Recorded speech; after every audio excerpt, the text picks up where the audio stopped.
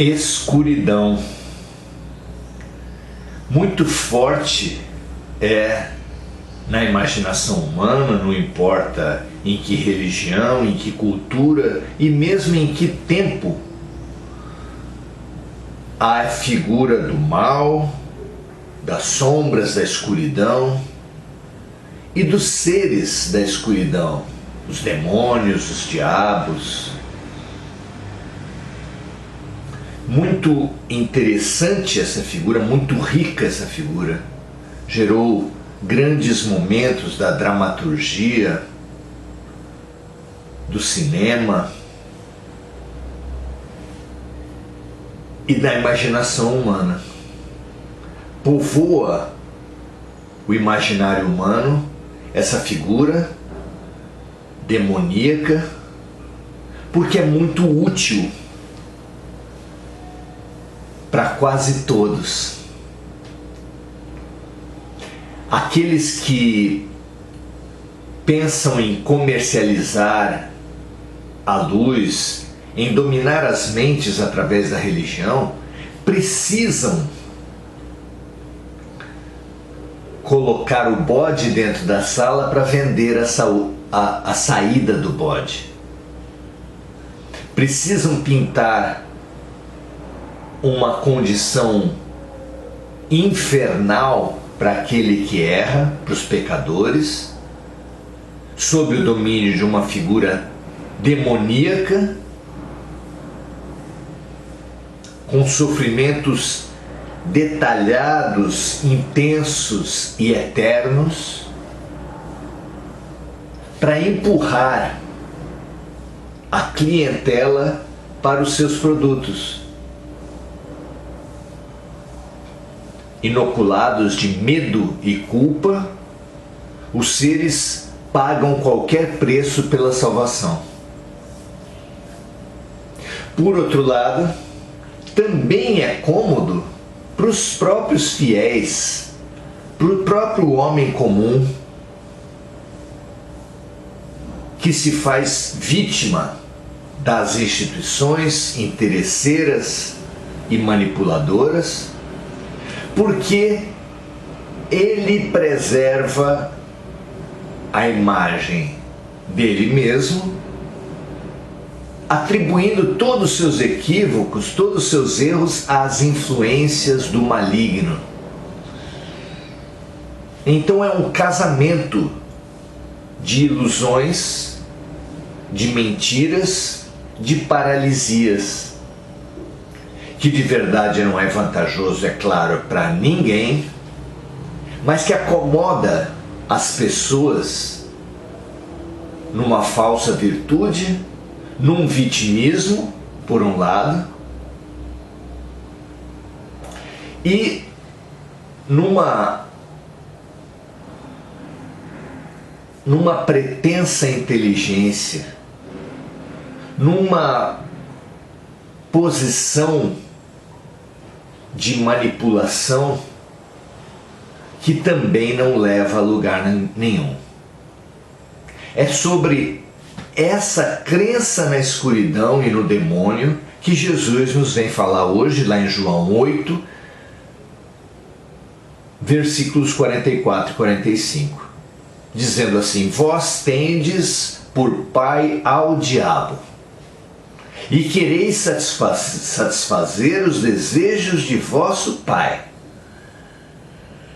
Ele foi homicida desde o princípio e não se firmou na verdade, porque não há verdade nele.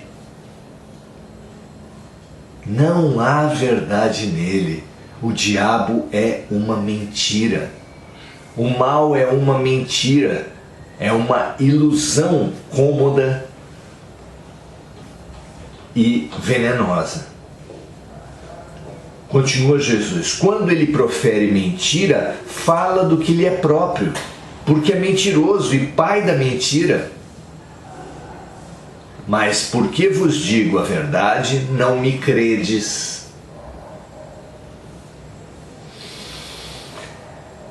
Que terrível a tragédia humana, não é?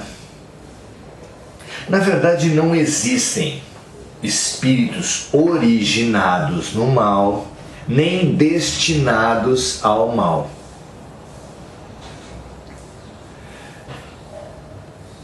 Não existe sequer o próprio mal. O mal é apenas o bem que ainda não se conseguiu compreender.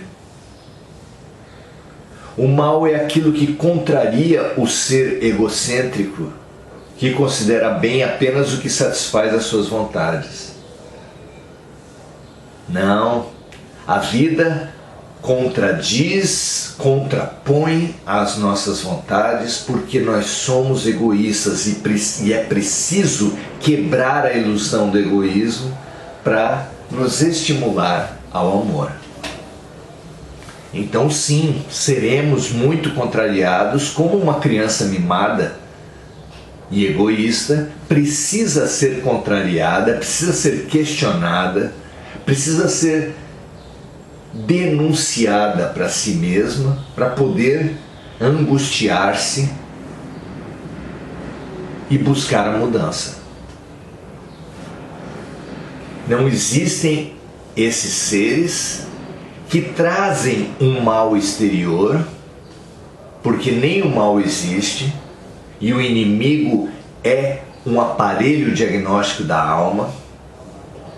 Então ele apenas parece ser inimigo e o mal apenas parece ser o mal, mas tudo é didático na escola perfeita de Deus, tudo é terapêutico no hospital perfeito do Pai.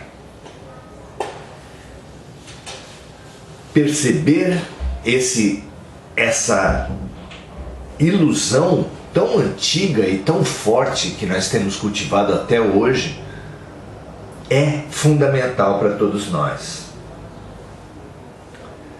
E perceber no que essa teoria faz conexão, no que essa ilusão faz conexão conosco mesmos.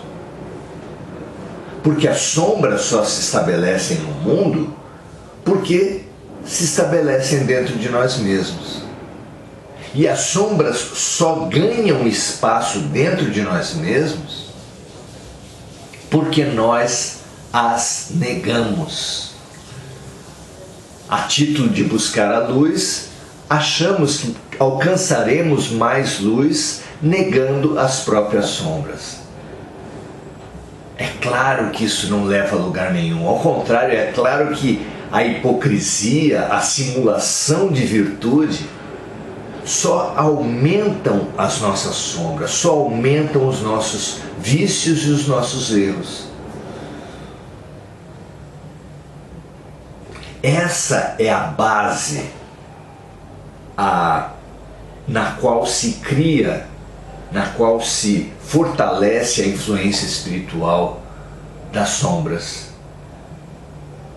Porque existem seres que querem se opor à luz, mas primeiro, eles também foram criados por Deus e estão destinados a Deus.